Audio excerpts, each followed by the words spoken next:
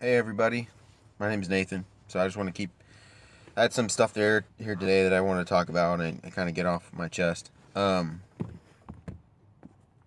there's a lot of stuff going on. I just want to give a shout out to Trump real quick, just because I'm really thankful for the opportunities that he's granted to the United States through the hard work that he's been doing. He's basically he's basically making it to where the average day, the middle class American can actually take care of themselves again. Because what's happened in this country for the longest time is that you have all these special interest groups, all these different lobbies for all of the country, all these different groups, rich people.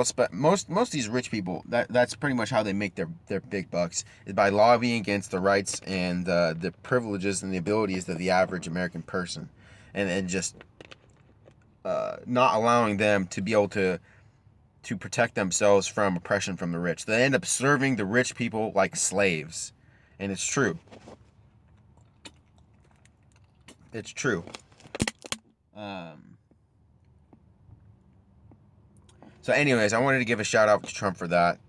God bless Trump. God bless Melania and Barron, and we pray for these people every day, and we hope that God watches and protects them, because they're doing a great service for this country. The changes that he's making. Some of them are very unpopular. I'm not exactly happy about the decision that he made to basically up the number of people in Afghanistan. I'm not real happy about that personally, because I think that's unnecessary. But Trump is the guy in power, and he's the one that has to make these decisions. And ultimately, I'm gonna defer that to him, and I'm just gonna I don't personally agree with that decision, but he's probably smarter than me, and I'm just gonna I'm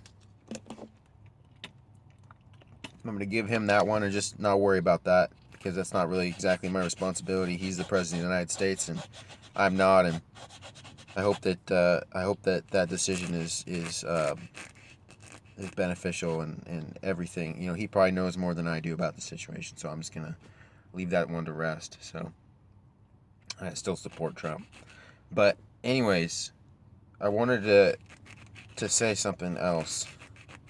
Um,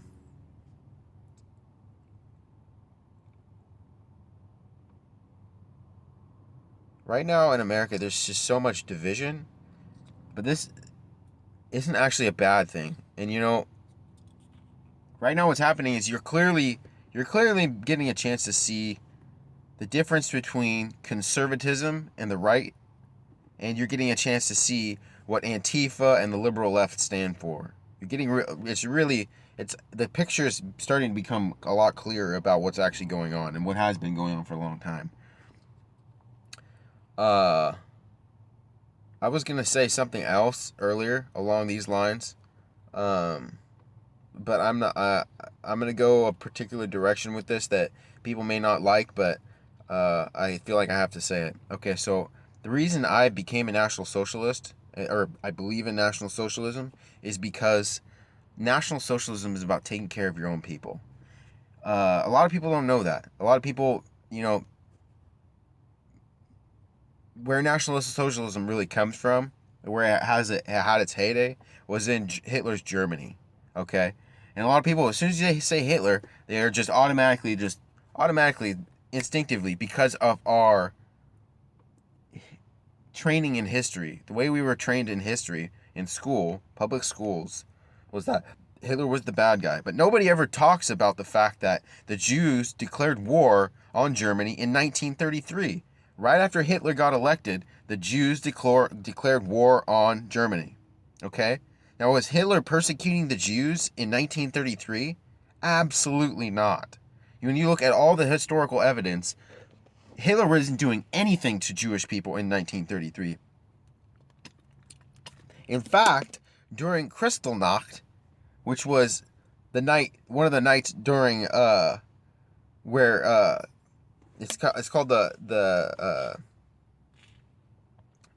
night of the shattered glass or whatever, Kristallnacht, when a lot of the Germans were upset at what the Jews had been doing to Germany, because basically, okay, what you have to understand about Kristallnacht, why that actually happened, is because in 1933, as soon as Hitler got elected, and you have to understand that the Jews had a tremendous power in Germany before Hitler got elected. I mean, I'm not going to go all the way deep into this, but basically, you have to understand that they had a lot of power in Germany at that time, and they were doing some really bad things in Germany. Okay, so I mean, Germany pretty much before Hitler came into power, Germany was number one in like dope in the world. There were drugs coming through Germany. There was prostitution was legalized in Germany. There was uh,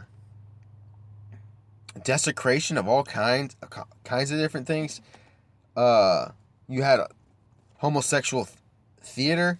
I mean, basically just coming out and, if people want to be homosexuals, that's one thing. In their private life, that's one thing.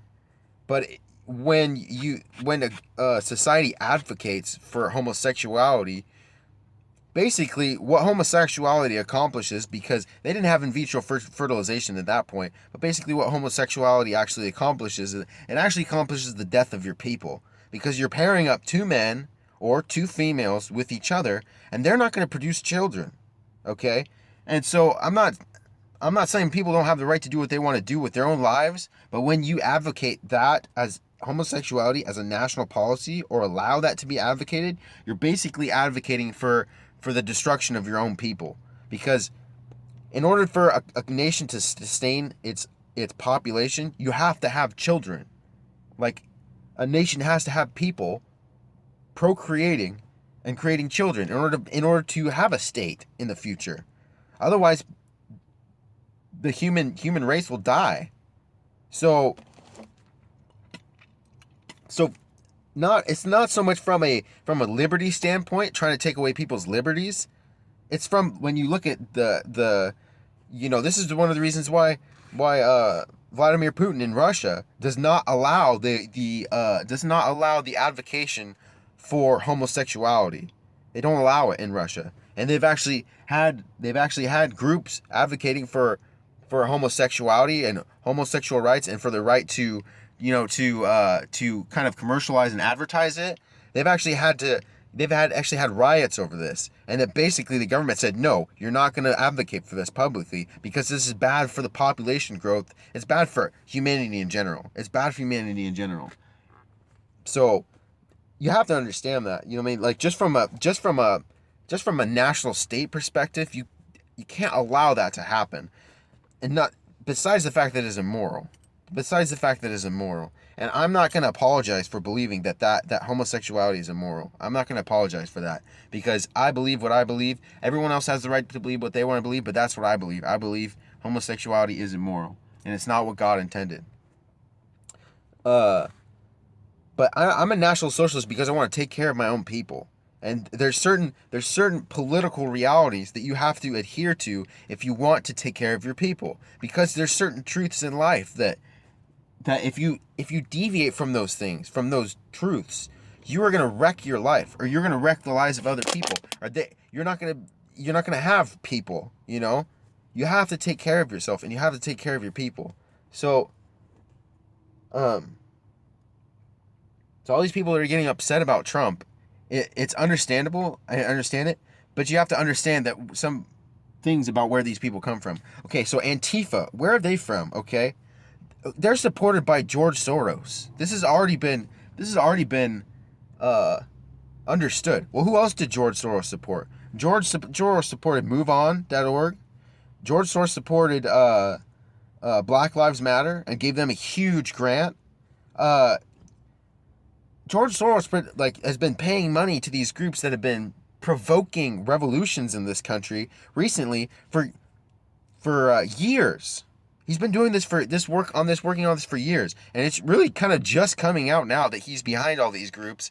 And I don't understand why he's not in some kind of prison somewhere, because he shouldn't be allowed to have the opportunity to do this to the United States and create all this havoc and mayhem, paying these people to be activists and protesters, but they don't even understand what they're even protesting. Liberal Marxism, which is basically what these people are advocating, it's basically destroys nations, basically, by creating all these different